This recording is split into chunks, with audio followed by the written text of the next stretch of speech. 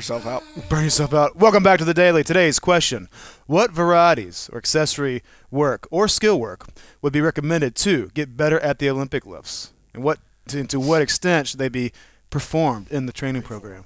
Performed.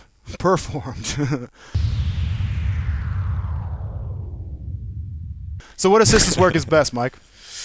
The assistance work that's best for you as an individual. And that's what usually makes it so tricky, because people want to copy other people's stuff. You got to find what works for you.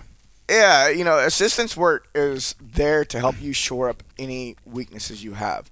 And this is where it's really good to have a coach with an outside eye going, oh, your knees are diving in a little bit. Maybe we need to do some single leg work and like shore up that glute med. You know what I mean? Mm-hmm. So like identifying weaknesses and then having the assistance work to shore up those weaknesses specifically. So assistance work for weightlifting usually involves things like RDLs, glute ham raise. I think one that's neglected a lot, and I get back and remind it to myself, there's two things I think are getting neglected a lot in weightlifting. The first thing is core. Mm-hmm.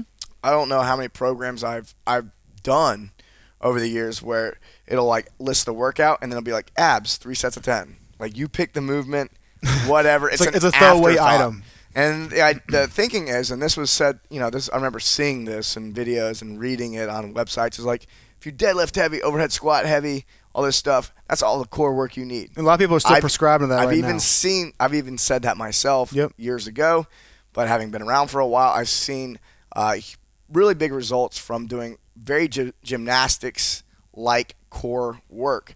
I've done some gymnastics progressions, and what I've noticed is like my pull-ups will be on point, my muscle-ups, my dips, my pistols, everything is like really good until I have to do like some V-ups. Or I have to do some like really basic gymnastics core movement that's like real, and there's this huge glaring hole in my game, which is core. And I hang out with other people who are weightlifting, and that's what they got going on. Have a great squat, got a great press. They start doing. I was here in CrossFit Amsterdam, or CrossFit AKA yesterday, and I had a guy who's really into weightlifting, did some gymnastics with me, and he had the same problem. Really strong upper body, lower body, not a great core. One of the things I've noticed is after doing a lot of gymnastics style core, hollow body work and stuff like that, my jerks actually see improvement, like my weightlifting movement. So there's the traditional stuff you can do, RDLs, some single leg work, some for your assistance work, but I would really look into gymnastics, and then also doing Kristen Pope wrote an article for us on the Daily where she talked about handstand work being good for your overhead work. That's another thing I've noticed is doing ring handstand holds, just doing handstand holds. Also Turkish get-ups. So those are two big things that I don't see in weightlifting programs hardly ever, that I think should be, is more gymnastic style core work and more handstand holds, because you can't get into a handstand and do real handstand work, not just like falling against a wall and laying there, but actually getting hollow, like keeping a nice tight core position while being in a handstand. If you do that for 2 or 3 weeks, you'll notice that your overhead position with a barbell feels way more solid. I think people don't see the tie initially because they don't look all that similar, what weightlifters do and what the gymnasts are doing, but they're both fundamental human movements, right? The way you move your body unloaded and the way you move a barbell from ground overhead are mechanically very similar and sort of fundamental. Absolutely, so getting better at one obviously transfers the other, where some other things are too specific or too not like what you're doing to have any crossover. I think the biggest risk people would make is doing a bunch of assistant work because they think they have to do it, but it doesn't align with what they need for weightlifting. And what happens is you burn a lot of calories and you create a big resource deficit in your recovery and all that, but you don't really get much bang for your buck out of that.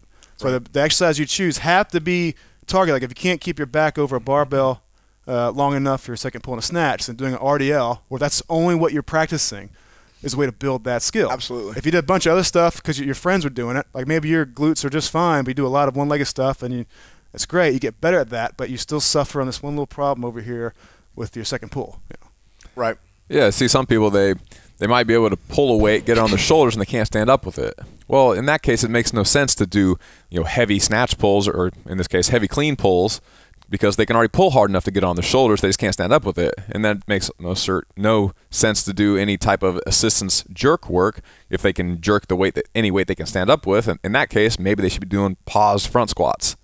or something like that. Something Yeah. that's going to help their sticking point. The thing that is limiting them, they need to get stronger in that position. So doing pause front squats, well, now if they get stronger and they can drive out of the hole and they can actually stand up with a heavier weight, well, then maybe if their front squat gets stronger, now they need to work on the jerk if they can't jerk at whatever weight they can stand up with. And then you can switch in and switch out with your assistance work based on where you're failing on your lifts. Yeah, that's where individualized programming, again, and having somebody with extra eyes look at what you need and to adjust what you need based on what they see is so critical, because you can do great programs where there's a good random element and somebody's balancing it at least.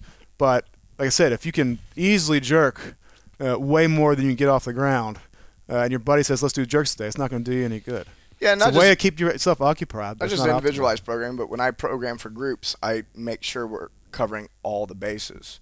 You know, all right, I make sure there's enough volume of work done for this type of weakness. I mean, there's only so many things that, you know, there's these like 5 common things that might be a problem, and we work on those things. And so I make sure that it's really well rounded. So individualized programming is always going to be the best program for you, but a lot of times group programming is the best for someone because that's how they stay involved and motivated. So you're saying, so there's a balance. So for a lot of people, obviously back raises and RDLs, things where you're training your back is going to be good for a lot of introductory lift. There's single leg stuff to help make sure your glutes are functioning, because maybe if you're new to the game, the odds of that are being low. Mm-hmm. What are the couple other ones that people need to be aware of? More gymnastic style core work. Yeah, train the core stability. Train that core, we did a whole baby. show on core stability. You can go back and watch that. Yeah, I'll put it in the notes. And then handstand type work. Yeah, and then I would say horizontal rowing too. Horizontal rowing properly, not just trying to pull. We did a technique wad on that. We'll Yep. link to that as well. Yeah, not trying to pull the biggest load off the ground or anything like that, but doing things like I program a lot of like ring holds at the chest, like rows. So, and I find a huge benefit there. I see some people when you look at their program, they still have that random flavor to it, where if you broke down by each movement and you categorize them all, you'd be like, okay, well, you did 4 vertical pulls and no horizontal pulls, or you did, you know, all overhead pressing and no horizontal pressing, or you did all bilateral squatting and you did no single leg work. Mm-hmm. There'll be these weird discrepancies where one thing is way overdone and some things are not done at all. So it isn't necessarily which accessory move should I do. It's first make sure your training program has balance to it. Mm-hmm. And then if you want to switch in and switch out these very specific things like I was recommending, you can do that. But you need to make sure you're hitting all your basic movement patterns. Are you doing some type of a pull from the floor? Are you doing some type of a squat? Are you doing some type of a bend where you're hinging at the hip like an RDL like you just said?